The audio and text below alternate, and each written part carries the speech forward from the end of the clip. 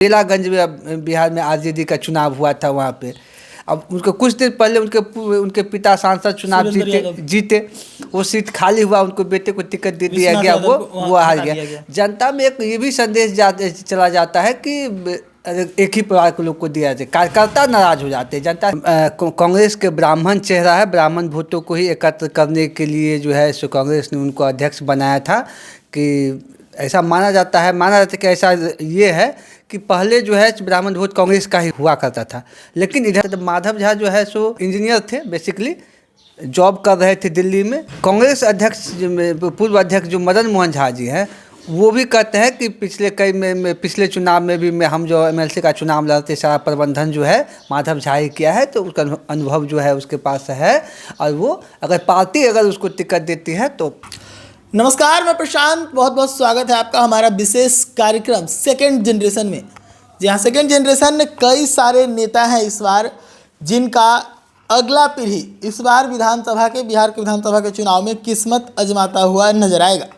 तो ऐसे में हम हर एक नेताओं के बारे में बात करेंगे, लेकिन आज बात करेंगे मदन मोहन झा के बेटे माधव झा के। उनके बारे में भी इस बार खूब जोर से चर्चा है कि वो इस बार राजनीति में हाथ आजमा सकते हैं। इस मुद्दे पर बातचीत करने के लिए हमारे साथ सीनियर जर्नलिस्ट अमित सिंह हैं। बातचीत करेंगे और समझेंगे कि सेकेंड जनरेशन जब अब आ रहा है मदन मोहन झा का, क्या लगता है, कैसा भविष्य है इसका। देखिए, मदन मोहन झा जो है सो बिहार प्रदेश कांग्रेस के अध्यक्ष रहे हैं। अखिलेश प्रसाद से पहले वही अध्यक्ष है बिहार कांग्रेस के, अभी एमएलसी हैं।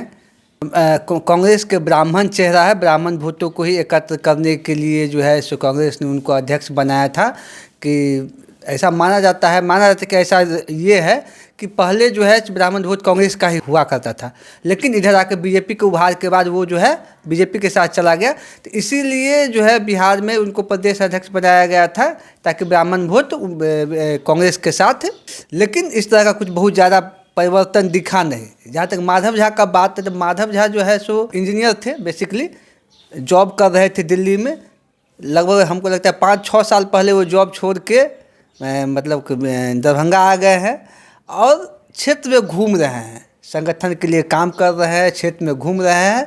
और उनका प्रयास है कि इस बार अगर टिकट मिले तो हम यहाँ से चुनाव लड़ेंगे। कहीं से कहाँ से टिकट मिलेगा उसका भी क्लियर नहीं है। कांग्रेस अध्यक्ष पूर्व अध्यक्ष जो मदन मोहन झा जी हैं वो भी कहते हैं कि पिछले चुनाव में भी हम जो एमएलसी का चुनाव लड़ते सारा प्रबंधन जो है माधव झा ही किया है, तो उसका अनुभव जो है उसके पास है और वो पार्टी अगर उसको टिकट देती है तो ये होगा।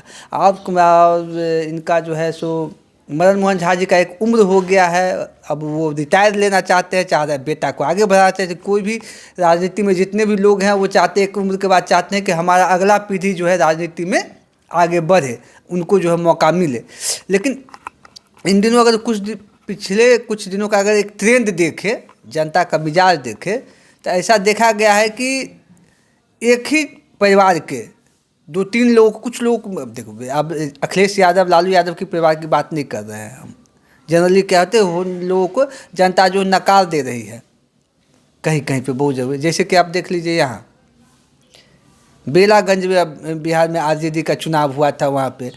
अब उनको कुछ दिन पहले उनके पिता सांसद चुनाव जीते, वो सीट खाली हुआ, उनको बेटे को टिकट दे दिया गया, वो हार गया। जनता में एक ये भी संदेश चला जाता है कि एक ही परिवार के लोग को दिया जाए, कार्यकर्ता नाराज हो जाते हैं। जनता से ज़्यादा कार्यकर्ता, जो आपका समर्पित कार्यकर्ता है, पहले से जो तैयारी कर रहा है, जो आदमी सोच रहा था कि हमको सुरेंद्र यादव के बाद मुझे टिकट मिल सकता है और फिर उसके बेटा को मिल गया। इस तरह अगर यूपी में अगर चले जाए तो यूपी में जो अभी यहाँ मिल्कीपुर सीट पर उपचुनाव हुआ है, जहाँ से भी वहाँ भी जो है ये फैजाबाद अयोध्या के जो सांसद हैं उनके पुत्र को टिकट दिया गया।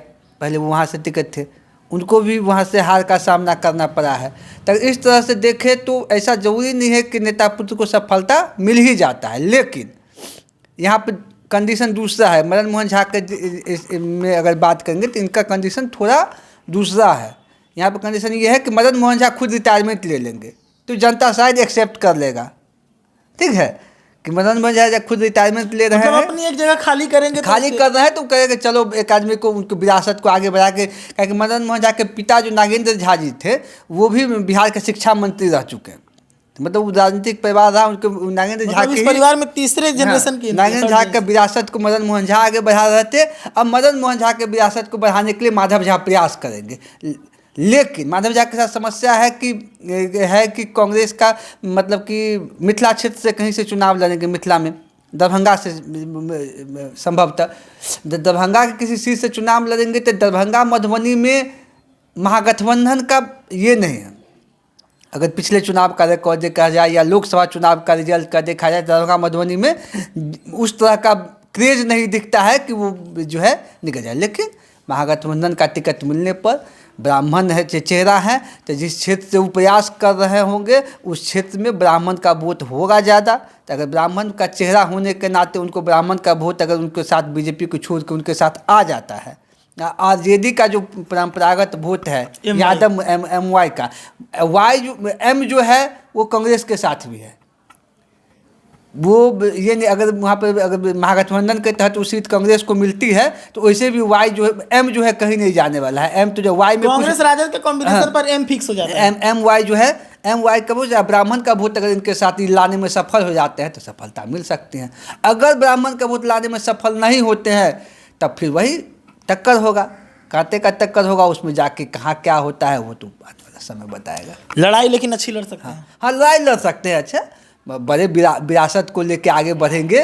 दादाजी बिहार सरकार में मंत्री रहे हैं, पिताजी मंत्री रहे हैं, बिहार कांग्रेस के अध्यक्ष रहे हैं, बड़े कांग्रेस में ब्राह्मण के बड़े चेहरा माने जाते हैं। तो युवा हैं, प्रयास करेंगे लगातार। अभी कुछ दिन पहले वो 2024 में एक सहकारी संस्था है उसका चुनाव भी जीता है माधव झा। तो प्रयास कर रहे हैं, लगातार लगे हुए हैं। तो हो सकता है कि अगर महागठबंधन और एनडीए के भी दसल होता है, ब्राह्मण वोट को शिफ्ट कर पाते हैं कुछ अपने तरफ, तो जीत आसान हो सकती है। ब्राह्मण वोट को शिफ्ट नहीं कर पाएंगे तो जीत थोड़ा मुश्किल होगा, टक्कर होगा। चलिए, तो सेकंड जनरेशन में आज हम बात कर रहे थे मदन मोहन झा के बेटे माधव झा के। हालांकि माधव झा सेकंड नहीं थर्ड जनरेशन है। उनके दादाजी भी मंत्री रह चुके हैं, पिताजी भी कांग्रेस में बड़ी जिम्मेदारी निभा चुके हैं और अब वो खुद इस तैयारी में लगे हैं। और क्यों उनका जो साख है वो मजबूत होगा, कैसे, इस पर हमने बातचीत की। हमारे साथ वरिष्ठ पत्रकार अमित सिंह थे, हमने सब कुछ जाना इस मामले पर। इस खबर में इतना ही, जुड़े रहिएगा। धन्यवाद।